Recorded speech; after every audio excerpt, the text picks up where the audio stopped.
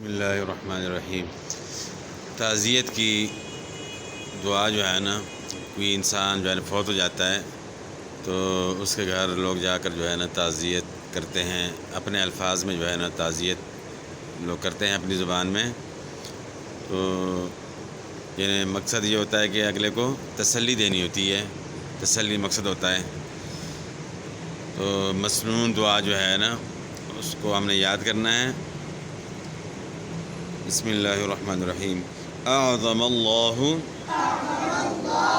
Ajrak واحسن عزاءک وغفر لمیتک۔